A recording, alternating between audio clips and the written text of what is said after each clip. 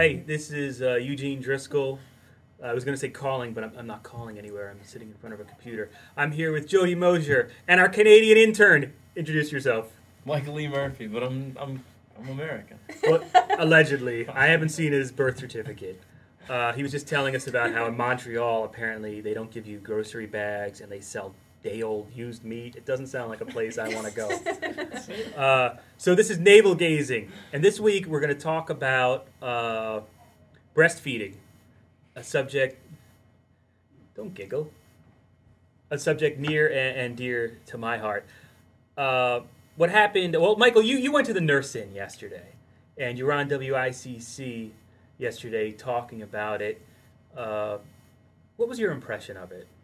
My impression of it was that it was a story entirely created by local media. And I think... local media meaning us? Well, yes. What I mean by Canadians? Started by our... Sorry we reported the news. No, our brilliant reporting initially, but I think it blew up. It went out of proportion, I think. Because I like I said on the radio on WICC the other day, I've been to protests where the ratio of protesters to journalists is closer to 1,000 to 1. What was this protest? I was curious when you were saying that. What were they protesting? Oh, Canada. In Montreal, they'll protest anything. This I think had to do with the bombing of Gaza, but no. So the ratio at this protest was like 2 journalists for every protester, and so it was kind of. I mean, you could see like the Can you hear the cynicism coming from the internet, the intern's words there already? When distracted because there's a spider on the wall behind you over there. When you say it was created by the media, I guess created by the media was a little bit probably nondescript for what I'm trying to say. I think it was a story that was. You realize we got a podcast going. I had to kill that spider. Changing socks. Well, here's the thing. I'm going to interrupt because I was thinking about this last night. I'm a reporter. I've been a reporter for a decade or so now.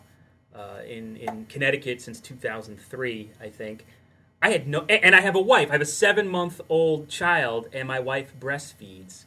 And she had incredibly hard time breastfeeding for, kid was tongue-tied, this, that, and the other thing, and how just difficult it is just to do that, to do it and to stick with it if you're having problems. All that being said, I had no idea that Connecticut law allows a woman to breastfeed wherever she wants. Mm-hmm. So I think just the fact, there was a lot of media there, but kudos to Danielle Elwood from Shelton for bringing attention to the issue. If anything, now lots of people know what the law is regarding breastfeeding. And again, I was under the impression that a mall security guard could come up to you and ask you to cover up because a mall being private property and all that good stuff. So I think from that end, what they did was commendable. I thought the way the mall handled it was good too, in contrast to the way you thought they might have. The fact that we first reported this story. Actually, a reader named Michelle made us aware of what was going on via a post on our Facebook wall. So we started doing interviews on our Facebook wall and then called Danielle the next day. We called the mall. We got their corporate manager who said right off the bat, hey, we welcome this. So, I thought it was good all around. So I don't quite buy the, there was so much media there. It was a story worth reporting, in my opinion. No, I'm not saying I don't think it was worth reporting. I guess more when I was saying it was created by the media, I think I was probably, I guess it was, it seemed to me that there were just certain elements of the story that I don't know, TV media in particular seemed to seize on. And it seemed that there were parts of this story that wouldn't wouldn't really. I mean, it's important to report on, but you couldn't. I feel like I lost my train of thought. I have to think about it just for a second. In other words, you agree with me. Yeah. At the end of it, you try to. I guess what I would say is, if the media, if your argument is the media created this story, I would disagree, because they would have gone and had their nurse in, whether or not someone covered it. True. Yeah, Danielle was getting crushed. That's true. On some other websites. Yeah.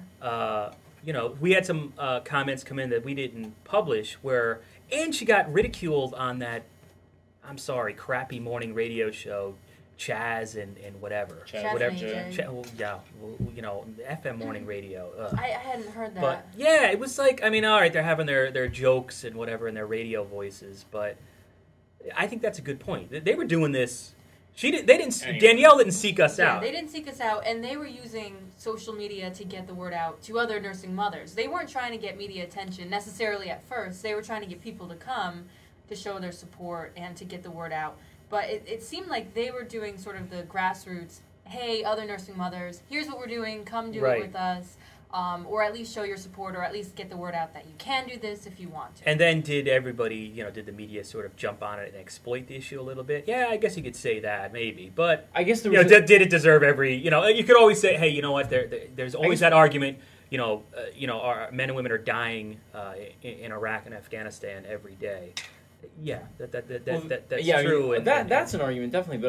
But I think what I was more trying to get at, I think, was probably like, there was a certain sort of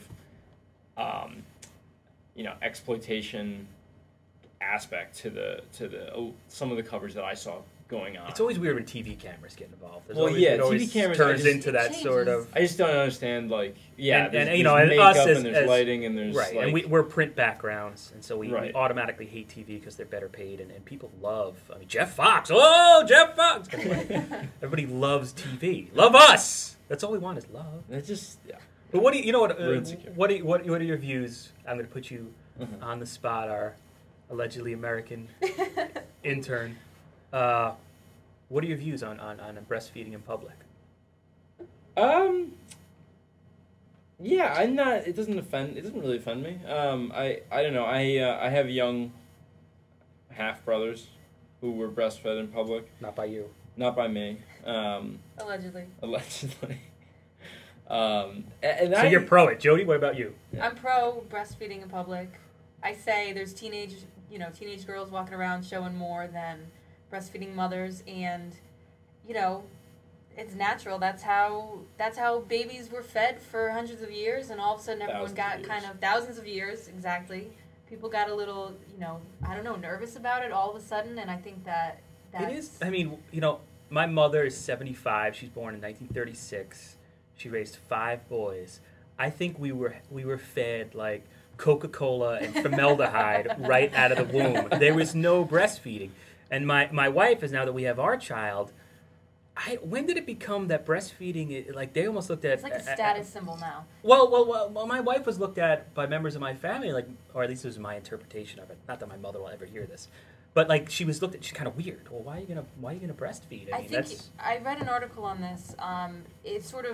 When it was a trend. It was first formula became this status symbol because it was expensive, and rich moms could afford it, and they were sort of told, if you use formula, you're doing the right thing because hey, we've made we put all the right ingredients in here for your kid. And then it sort of, it flowed back to breastfeeding because people who could stay at home, maybe they could feed their kids, and because they didn't have to work. You know what I mean? It was like working moms necessarily couldn't do it because they didn't have the time, or there weren't laws then that said you can do this at work. Now there's laws that say, you're a breastfeeding mom, you have to have time and a place to breastfeed at work. So it sort of goes back and forth, according to this article I read. Yeah, it makes sense. I mean, you would think, I just, the reaction that my wife got from, my mother was just interesting to me because my mother was a stay-at-home mom, but she never even, I don't think it was even under consideration for us. And we can let this go a little longer because we're super YouTube users. I guess I just wanted to say, after all this, and I get freaked out when my wife breastfeeds in public. There's no way around it. And I'm like, I'm ready to, I'll be the guy to go over and get mall security to get my wife not to breastfeed in public. And I know it's my issue, and I know it's bizarre, but I freak out. I try to, I think I cover in a circus tent or something. We never go out to eat because it's my, I don't know. I don't want to be at the Dewdrop Inn. In terms of newborns or like children under a year, I think breastfeeding is probably one of the least shocking things that they do. The children? The children do. Okay. I think there's a lot more shocking stuff that goes on in that little stretch of life. What, like using diapers and spitting up everywhere? Just vomiting. I have called for a ban on pooping for years, and it's gotten nowhere. Well, I would back it. Connecticut General Assembly. I would back it.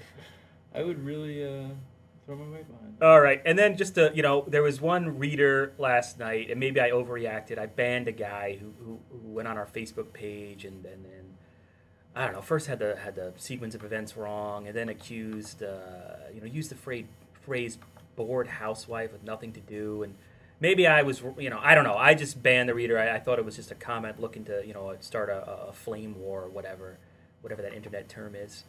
And Jodie, you sent me an email telling me I was an idiot this morning to do that. Yeah, I thought you overreacted because from what I had read, I didn't see anything that violated our terms. I don't remember the bored housewife part. I don't know if that was a later comment. What I had read is he said this was garbage. Why is the media covering this? And I thought, I don't know. Yeah, that was fine. No, then I kind of explained because his comment was something like, I've never seen a breastfeeding mom being harassed. So why is this news? And I'm paraphrasing. That wasn't an exact comment. And then I said, well, yeah. That's why it is news, because a breastfeeding mom was allegedly being harassed. Then he got on there and said this is okay, so I didn't see the follow-up comment. Yeah, and I just thought it was, I don't know, I hate personal attacks, and maybe I'm traumatized from, I used to run the comment board at the News Times in Danbury, and that was just a hellish cesspool of racism. And, then we came here, I think I made a mistake. Oxford, people in Oxford, or certain people in Oxford, a small number of people in Oxford used our message board on our site to just kind of bash each other anonymously. And coming from a bigger media background, I let that go probably for too long, and now I've probably swung the other way where we really don't want people calling each other names. I mean, disagree, do whatever you want, but I mean, unless you're attacking someone from Canada, don't call people names, I guess I'm saying. And I would agree with that. I think if there's a personal attack, we have the right to say, that's not, we want an intelligent debate, but not personal attack. So if that's what you took down, I would support it. But what I had seen, it didn't look like a personal attack. Yeah, that first comment was nothing. That was fine. But I just thought, and the other thing is where I'm trying to nip something in the bud. I'm really proud of our Facebook page because it really belongs to the readers. I mean, people go on there asking about traffic accidents all the time. They're not necessarily asking you, I, Tony, or Michael. They know somebody, one of the other readers. It's become like a little virtual town hall place for the Valley, and that is just awesome. So I guess I just want to keep it that way because I look at other sites, other local media or media bigger than us, and their Facebook page is just like full of spam and end of the world predictions and just not what I want ours to be. So anyway, anybody else have anything else? I think we're out of time. Yeah, we're out of time. This has gone way too long. Goodbye.